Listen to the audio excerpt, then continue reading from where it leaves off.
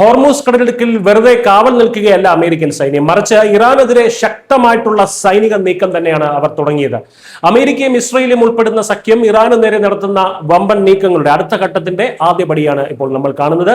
ഇറാന്റെ 4 ഡ്രോണുകൾ തകർത്തതിനൊപ്പം അവരുടെ റഡാർ കേന്ദ്രങ്ങളും അമേരിക്കൻ സൈന്യം തവിട് പൊടിയാക്കിയിരിക്കുകയാണ്.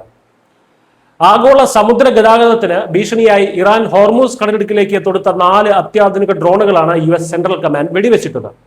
എന്നാൽ വെറും പ്രതിരോധത്തിൽ മാത്രം ഒതുങ്ങി നിൽക്കാൻ അമേരിക്ക തയ്യാറായിരുന്നില്ല. ഇറാന്റെ തീരദേശ നിരീക്ഷണ റഡാർ കേന്ദ്രങ്ങൾക്കെതിരെ അമേരിക്കൻ സൈന്യം ശക്തമായ ആക്രമണം നടത്തി. കൂടുതൽ പ്രകോപനങ്ങൾ ഉണ്ടാകാതിരിക്കാനും സുരക്ഷിതമായിട്ടുള്ള യാത്ര ഒരുക്കാനുമാണ് ഈ ആക്രമണം നടത്തിയതെന്ന് അമേരിക്കൻ സൈന്യം വ്യക്തമാക്കുന്നു. ഇറാനെതിരെ വിട്ടുവീഴ്ചയില്ലാത്ത നടപടികളിലേക്ക് പാശ്ചാത്യ ശക്തികൾ കടക്കുന്നു എന്നതിന്റെ ഒരു വ്യക്തമായിട്ടുള്ള സൂചനയാണിത്.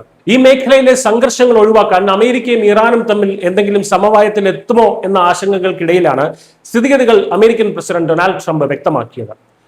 കാര്യങ്ങൾ അമേരിക്കയുടെ പൂർണ്ണ നിയന്ത്രണത്തിലാണ് പോകുന്നതെന്നും ഈ വിഷയത്തിൽ നിന്ന് വളരെ പെട്ടെന്ന് തന്നെ അമേരിക്കൻ താല്പര്യങ്ങൾ സംരക്ഷിച്ച് പുറത്തു കടക്കുമെന്നുമാണ് ട്രംപ് നൽകുന്ന ഉറപ്പ്. കർഷകരോട് സംസാരിക്കവേ വളത്തിന്റെ വില വല്ലാതെ കുറയാൻ പോവുകയാണെന്ന ട്രംപിന്റെ പ്രഖ്യാപനം ഈ സൈനിക നീക്കത്തിന് പിന്നിലുള്ള അമേരിക്കയുടെ വലിയ സാമ്പത്തിക ലക്ഷ്യങ്ങളെയാണ് തുറന്നു കാണിക്കുന്നത്. ലോകം മുഴുവൻ ഉറ്റുനോക്കുന്ന അതിവേഗത്തിലുള്ള സൈനിക നീക്കങ്ങളാണ് ഇപ്പോൾ മിഡിൽ ഈസ്റ്റിൽ നടക്കുന്നത്. ഇറാന്റെ ഭീഷണികളെ അടിച്ചമർത്തുക മാത്രമല്ല, ഇന്ത്യയെ പോലുള്ള രാജ്യങ്ങളുടെ സാമ്പത്തിക താല്പര്യങ്ങൾക്ക് കൂടി ഗുണകരമാകുന്ന കാര്യങ്ങളാണ് തങ്ങൾ ചെയ്യുന്നത് എന്നാണ് അമേരിക്കയുടെ വാദം. വരും ദിവസങ്ങളിൽ ഇറാനെതിരെ അമേരിക്കൻ സഖ്യം കൂടുതൽ ശക്തമായ ആക്രമണങ്ങൾക്ക് മുതിരുമെന്ന സൂചനയാണ് ഈ സംഭവങ്ങൾ നൽകുന്നത്.